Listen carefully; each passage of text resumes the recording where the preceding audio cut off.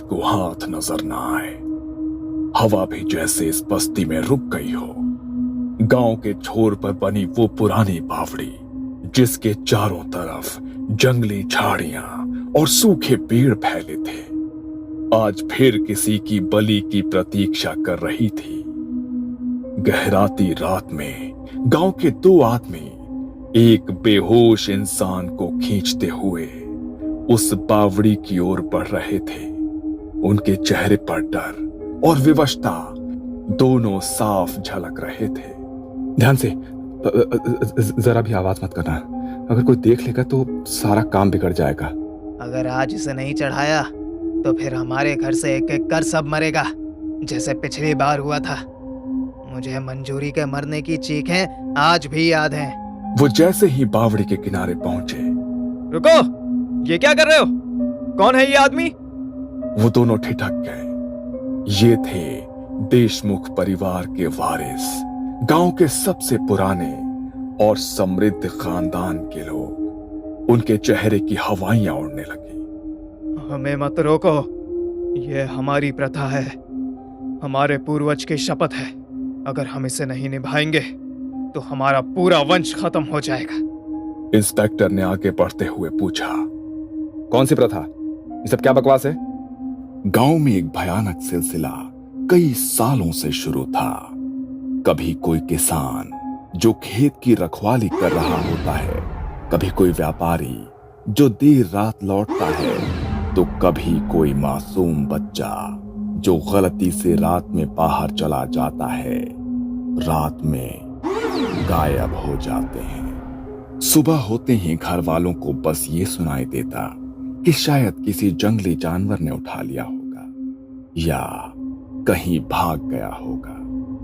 पर कोई भी ये नहीं सोच पा रहा था कि यह सिलसिला आखिर बार बार क्यों हो रहा है। डर ने पूरे गांव को जकड़ लिया था।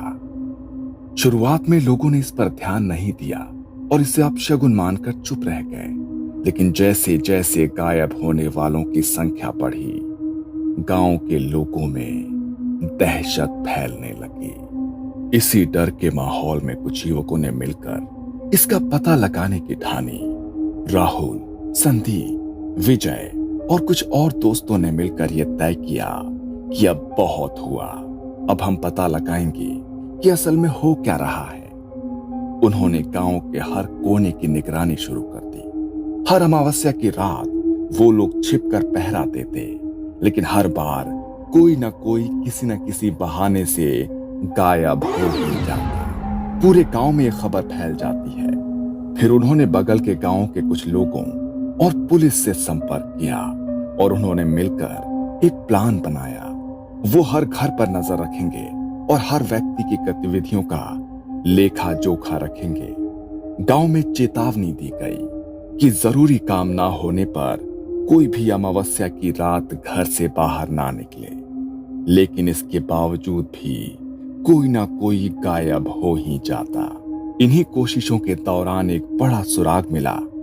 देशमुख परिवार, गांव का सबसे अमीर और पुराना परिवार, जिनकी हवेली गांव के बीचों बीच थी।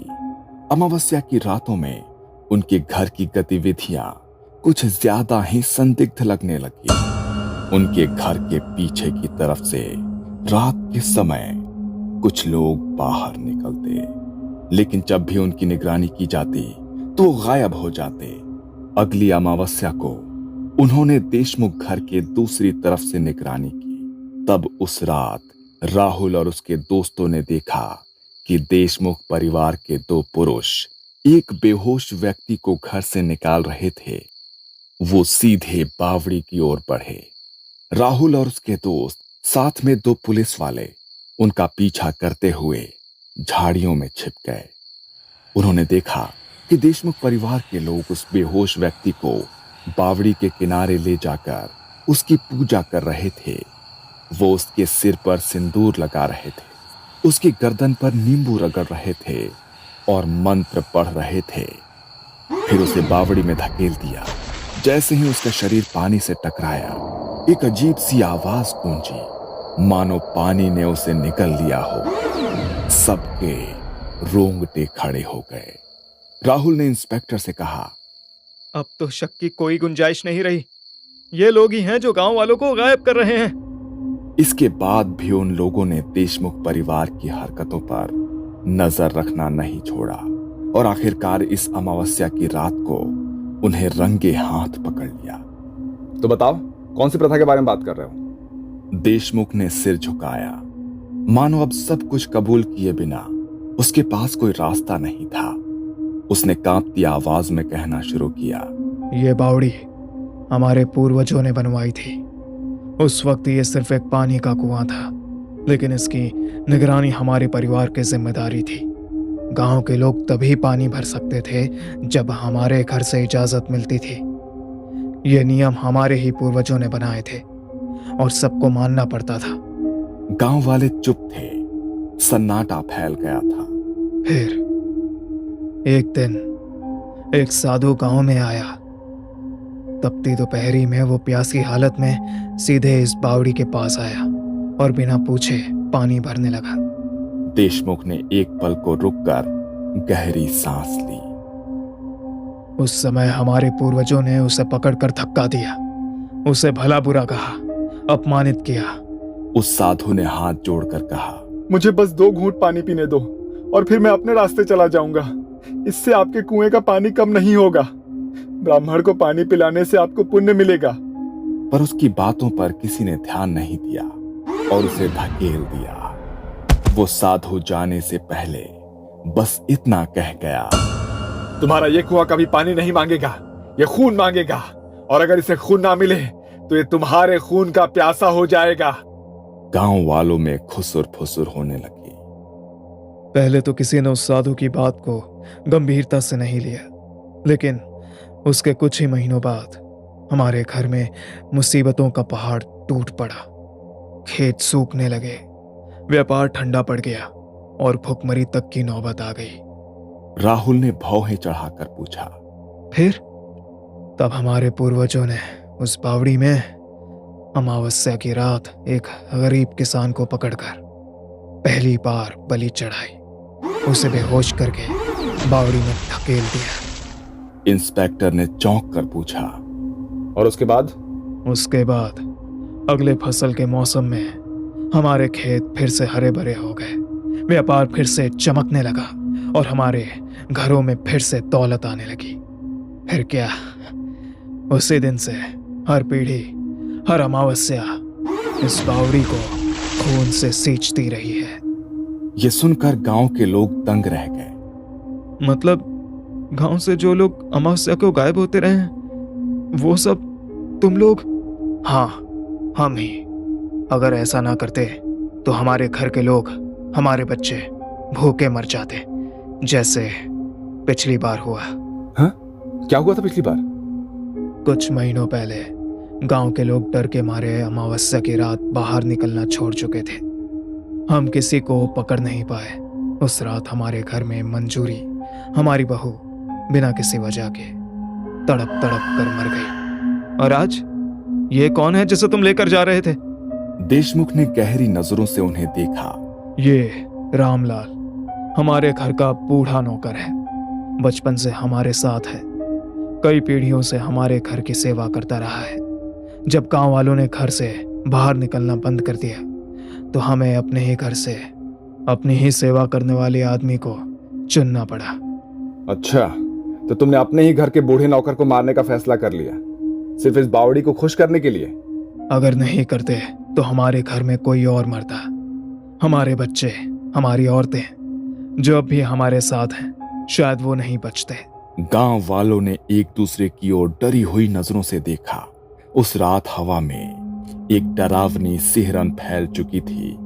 उनकी बातें सुनकर सभी लोग चिढ़ गए और वो देशमुख परिवार पर अपना गुस्सा उतारना चाहते थे, लेकिन पुलिस ने उन्हें हिरासत में ले लिया और उन पर गांव के लोगों को गायब करने और उनकी हत्या के आरोप लगाए। पर अगले ही दिन से घटनाएं और भी खौफनाक हो गईं। देशमुख परिवार के सभी पुरुष जेल में रहस्यमयी हालत में मारे गए।